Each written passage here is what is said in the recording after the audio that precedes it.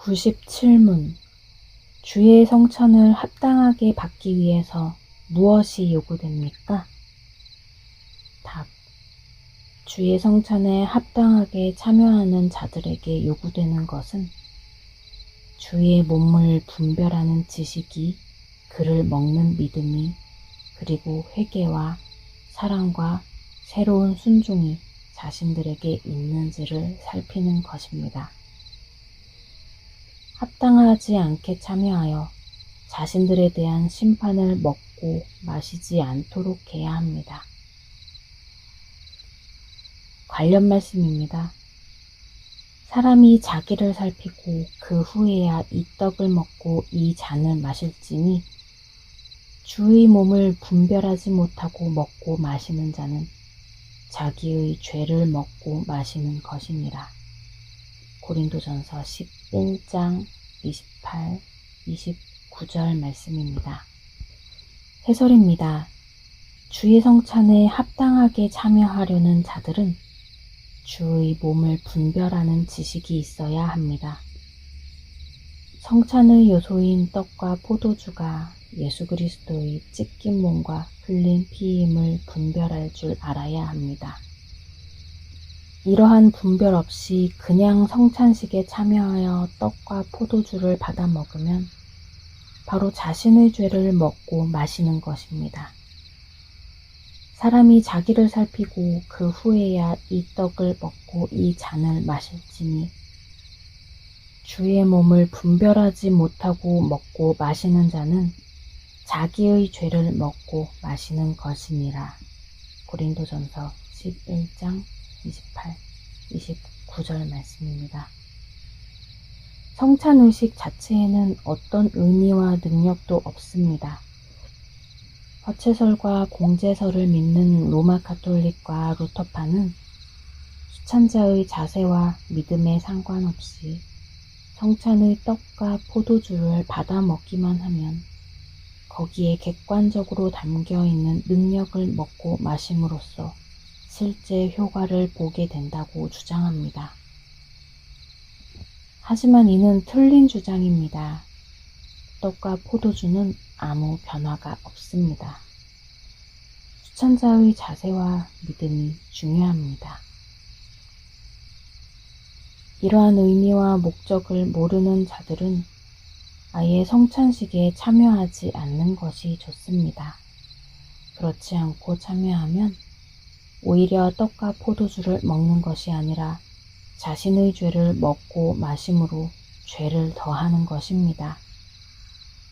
앞에서 대부라는 영화를 통해 살펴본 것처럼 자신의 알리바이 조작을 위해서 부하들에게 살인을 지시하고 유아세례식에 참여하는 것은 하나님께서 제정하신 성례를 모독하는 행위입니다.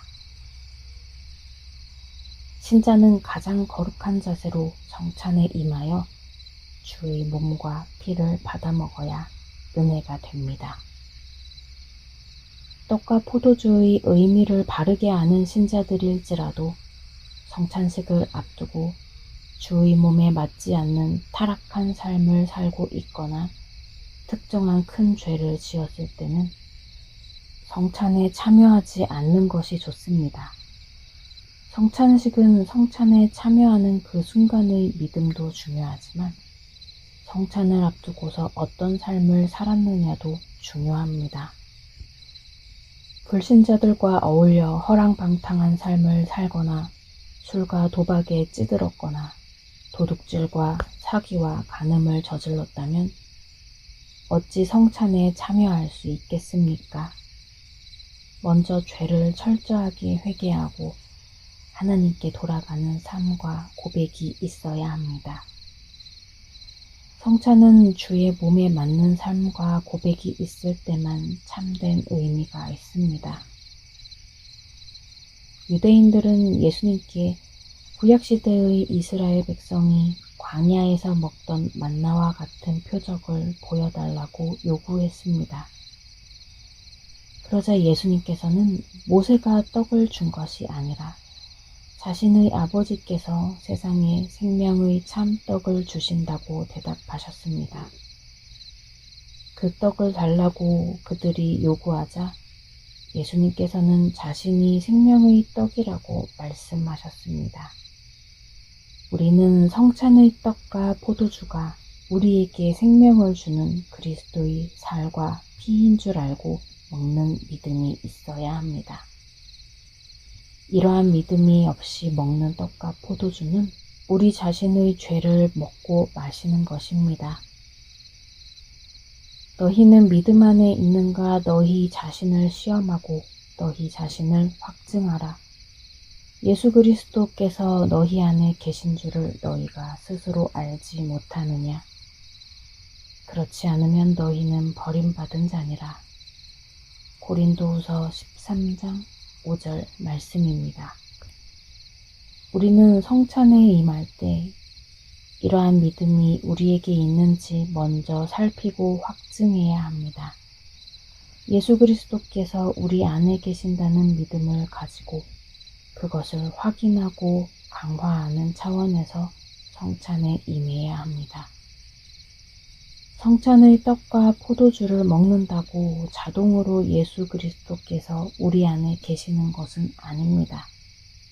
반대로 예수 그리스도께서 우리 안에 이미 계시기 때문에 우리는 그것을 확인하고 확증하는 차원에서 성찬의 떡과 포도주를 먹고 마십니다.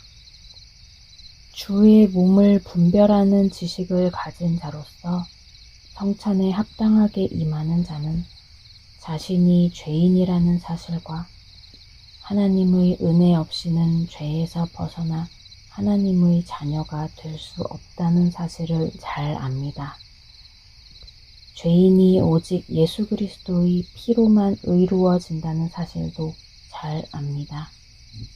그래서 주의 몸을 분별하는 지식을 가지고 성찬에 임하는 신자는 회개의 삶을 삽니다.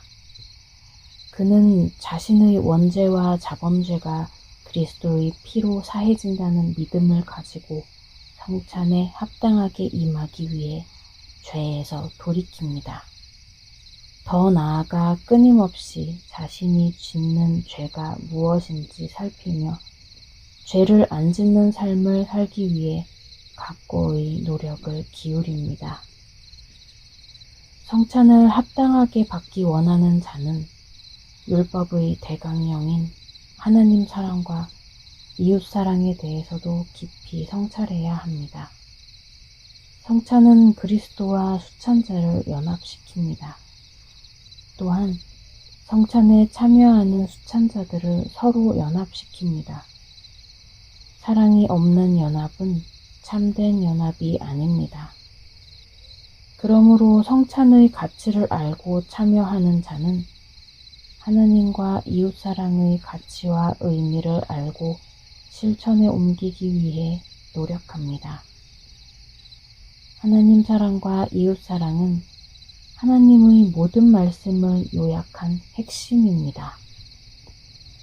그리고 이 두 가지 사랑은 십계명을 통해 좀 더 구체적으로 드러납니다. 구약의 백성도 십계명을 지킬 의무가 있었지만 신약의 백성은 십계명을 더욱 잘 지켜야 합니다. 십계명의 가치와 의미가 예수 그리스도를 통하여 더 밝히 드러났기 때문입니다. 예수님께서는 내 마음을 다하고 목숨을 다하고 뜻을 다하여 주 너희 하나님을 사랑하라는 율법의 요구를 말씀하셨습니다. 그리고 내 이웃을 내 자신같이 사랑하라고 말씀하시며 몸소 이웃사랑의 본을 보여주셨습니다. 그리스도와의 연합을 누리며 성찬에 참여하는 자는 그리스도의 가르침과 삶을 따라 오직 순전함과 진실함으로 순종해야 합니다. 참된 성찬은 수찬자가 평상시에 얼마나 회개와 사랑과 순종의 삶을 사는지와 직결됩니다. 이러한 열매가 없는 신앙 고백은 헛된 메아리일 뿐입니다. 열매 없이 합당하지 않게 성찬에 참여하는 자들은 오히려 거짓과 속임수 가운데 자신에 대한 심판을 먹고 마시는 것입니다. 대다수 교회가 성도들에게 성찬식이 언제 있을지 미리 알려줍니다. 성도들이 성찬에 최대한 합당하게 참여할 수 있도록 시간적인 여유를 주는 것입니다. 성찬식을 앞둔 성도들은 바른 마음과 기도로 성찬을 준비해야 합니다. 곧 자신에게 주의 몸을 분별하는 지식이 있는지 살펴야 하고, 그를 먹는 믿음이 있는지 살펴야 하고, 그에 따르는 회개와 사랑과 새로운 순종이 있는지 살펴야 합니다. 더 나아가 회개와 사랑과 새로운 순종의 열매를 맺기 위해 기도하며 노력해야 합니다. 성찬과 관련해 더 자세히 알려면 웨스트민스터 대유리 문답 168문에서 177문까지 보시면 됩니다. 내가 주를 바라오니 성실과 정직으로 나를 보호하소서.